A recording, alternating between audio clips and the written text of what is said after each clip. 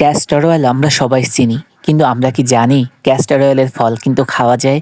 আর castor অয়েলের ফল খাওয়ার অনেক উপকারিতা আছে। যাদের অনেকটা পুরনো বাত ব্যথা আছে, যাদের গ্যাস্ট্রিকের সমস্যা, এগুলো কিন্তু ক্যাস্টর অয়েলের ফল খেলে দূর হয়। ক্যাস্টর অয়েলের ফল কিন্তু রান্না করে খাওয়া যায়। সেটা আপনারা অবশ্যই অনেকেই জানেন না। কিন্তু আমি আজকে দেখাবো যে ক্যাস্টর অয়েলের রান্না কিভাবে করতে হয়। এই যে দেখতেই পাচ্ছেন ক্যাস্টর অয়েল ফল। তো এই বীজ থেকে কিন্তু আস্তে, আস্তে পরে পরিপক্ক হয়ে গেলে এখান থেকে বীজ সংগ্রহ করে পরে ক্যাস্টর অয়েল বানানো হয়। আর ক্যাস্টর অয়েল গাছটাও দেখতে পাচ্ছেন যে এটা হলো ক্যাস্টর অয়েল গাছ। যারা ক্যাস্টর অয়েল গাছ কখনো দেখেননি বা ক্যাস্টর অয়েল গাছ চিনেন না, তারা কিন্তু দেখতেই পাচ্ছেন এটা হলো ক্যাস্টর অয়েল গাছ। এই যে ক্যাস্টর অয়েল এখন কাটা হচ্ছে করলার মতো কুচি, কুচি করে হলেও কেটে নেওয়া হচ্ছে। ক্যাস্টর অয়েল ফল দেখতে কিন্তু এরকম হয়। আপনারা দেখতেই পাচ্ছেন যে কত সুন্দর একটা ফল। আর দেখতে অদ্ভুত লাগলেও খেতে কিন্তু খুবই সুস্বাদু লাগে।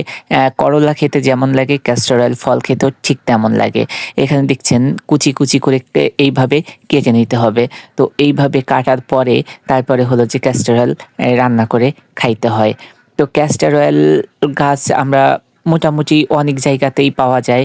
আর বেশিরভাগ এগুলা লাগাইতে হয়। তো এখন ক্যাস্টর অয়েলগুলাকে কাটাকুটি করা শেষ। এখন সুন্দর মতো পরিষ্কার পানি দিয়ে ক্যাস্টর অয়েলের যে ফলটা হয় বা যেই কি সবজিই বলি, সবজিটা সেটা সুন্দর মতো করে পরিষ্কার পানি দিয়ে ধুয়ে নিতে হবে। তো ধুয়ে নেওয়ার পরে ধুয়েই বালতিতে রেখে দিচ্ছি। পরে হচ্ছে যে এগুলা রান্না করার জন্য, ঠিক আছে? তো দেখতে থাকুন আপনারা যে কিভাবে ক্যাস্টর অয়েল ফল রান্না করা হয়। ক্যাস্টর অয়েল ফল রান্না করতে বেশি কিছু লাগে না। এই সবজিটা রান্না করতে শুধুমাত্র চিংড়ি মাছ থাকলে ভালো হয়। এখন কড়াইতে দিয়ে তেল গরম হয়ে গেলে চিংড়ি মাছ, পেঁয়াজ আর হলো কাঁচামরিচ, এই এই কয়টা উপকরণ লাগে। আর লবণ হলুদ তো সব রান্নায় লাগে, এটা আপনারা সবাই জানেন। তবে ক্যাস্টর অয়েল ফল রান্নাতে হলুদ না দেওয়াটাই বেটার। হলুদ দিলে একটু কালো কালো ভাব চলে আসে। আর যদি ক্যাস্টর অয়েলে হলুদ না দেওয়া হয় তাহলে সবুজ সবুজ ভাবটা থাকে, অনেক সুন্দর।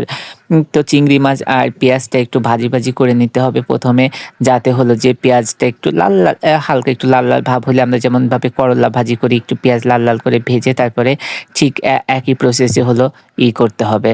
আর এখন দেখতে পাচ্ছেন এটা আমাদের বাড়ি, দেখতেই পাচ্ছেন। আর রান্না করা হচ্ছে তো মাটির চুলায়। দেখেন সামান্য পরিমাণে হলুদ দেওয়া হইছে। আর গাছের পাতা দিয়ে রান্না করা হচ্ছে, আপনারা দেখতেই পাচ্ছেন। আর স্বাদ মতো লবণ। লবণ খুব বেশি দেওয়া যাবে না, কারণ এটা কিন্তু ক্যাস্টর অয়েলটা একেবারে হলো যে নরম হয়ে অনেকটা কমে যাবে, অল্প একটু হয়ে যাবে। এর জন্য লবণটা একটু বুঝে দিতে হবে। না হলে কিন্তু লবণের পরিমাণ বেশি হয়ে যাবে, তখন খেতে অতটা মজা লাগবে না। তো এখানে দেওয়া হয়ে গেলে এখন ক্যাস্টর অয়েল দেওয়ার পালা। এখন পেঁয়াজ মরিচের সাথে ক্যাস্টর অয়েলটা ঢেলে দেওয়া হলো। ক্যাস্টর অয়েলটা সুন্দর মতো করে এখন নাড়তে হবে।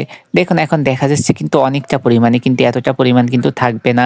ধীরে, ধীরে কিন্তু কমে যাবে, ঠিক আছে? তো যাই হোক, আর পাতা দিয়ে রান্না করতে গেলে একটু কষ্ট হয় মাঝে মধ্যে।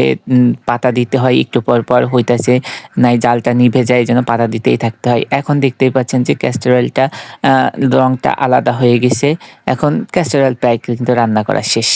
তো দেখতেই পাচ্ছেন যে এক্কেবারে কত পরিমাণ ক্যাস্টর অয়েল এখন কমে অল্প একটু চলে আসছে। সবজিটা হয়ে গেছে।